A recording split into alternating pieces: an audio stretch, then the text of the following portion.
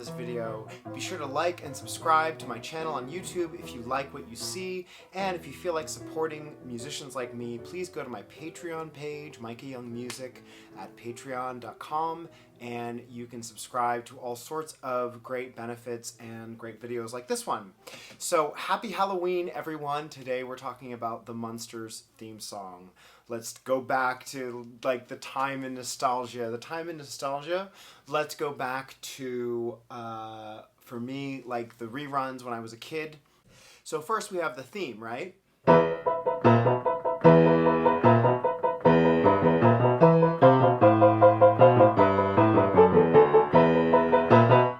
What's great about this is, first we have to know that we are in a minor key, right? It's dark, it's serious, it's Halloween, it's Munsters. But to help us understand this song, there's a couple things we need to know about music. One is we're dealing with a minor key.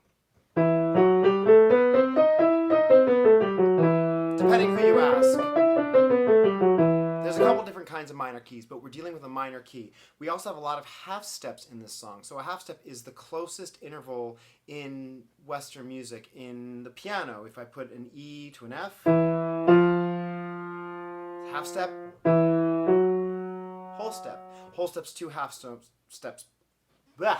A whole step is two half steps put together. So we'll get to more of that later. And I probably need to make a video about the different kinds of scales because there's all kinds of scales out there. But this tune, this theme song from the Munsters by Jack Marshall, we have to give credit where credit is due. Jack Marshall wrote this theme, and what I like about it is that it uses the half step in the melody and in the harmony. So in the melody we have this.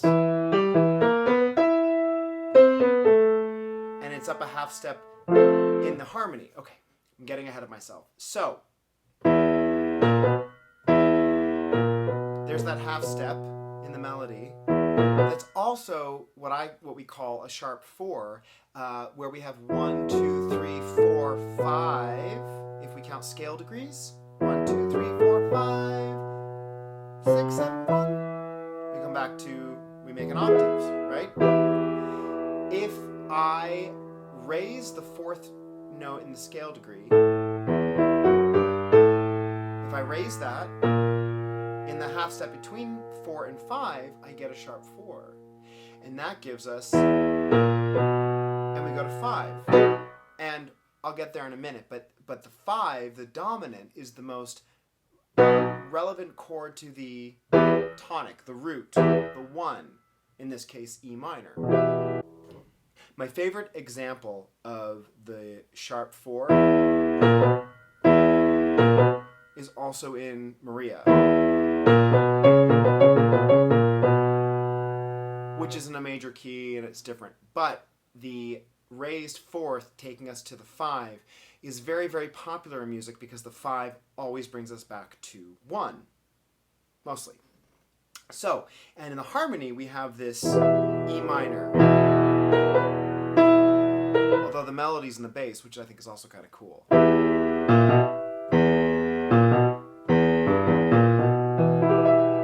And then that half step that showed up in the melody, that half step idea gets used in the harmony. So we take the harmony from the E minor, raise it a half step, and then he very, very smartly uses a sequence, and a sequence is 1, and then another, and then another. So he takes the melody, those 3 notes, and sequences them. And then finishes. So that half-step idea in the melody is then used in the harmony. Up a half step there, then back down, and then... I also love that the end of the phrase becomes the beginning of the phrase. There's a dovetail effect that happens. He elides the 2 ideas and carries on with the music, so you get this phrase.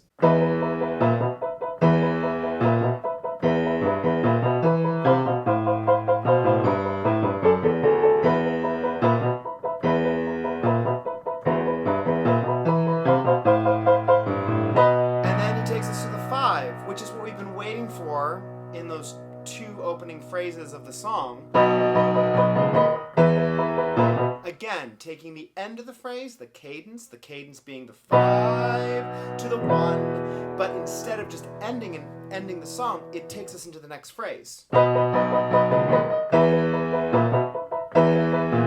And then we go to the bridge. So it's a perfectly, I realize, structure. We have the phrase, the first phrase,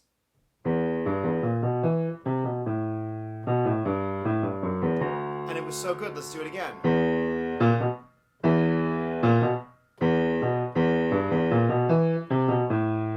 And then he changes the second time through to get us to this phrase. Back to the root, back to the tonic. Then we go to the bridge.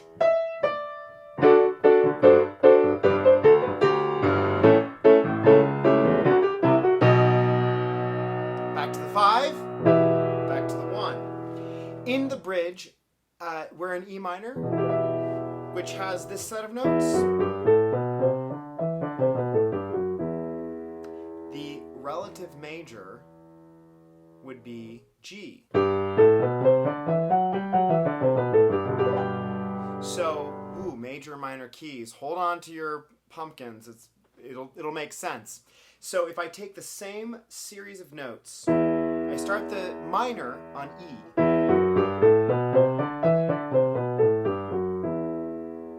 Now, those same notes with the F sharp, which is the F raised.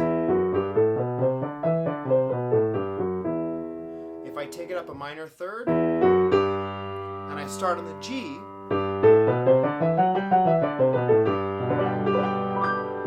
there you have your relative major. It's relative because they're using all the same notes. And there are parallel majors and all kinds of other keys. But the relative major is G, and he takes us there. And we go to the bridge.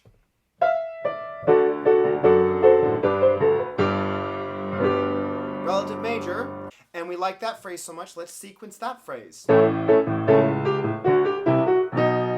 Which takes us to the 5, which is the 5 of the original key. Up a half step, then we finish. There's a 5 to the 1. And that is the Munsters theme song. If you like this video, please sure to like and subscribe. Follow me on YouTube, and be sure to check out my Patreon page with videos, updates, recordings, exclusive footage of behind the scenes and the process and new music. And if you like this video, let me know what else you'd like to see, and I'll hope to see you soon. Bye!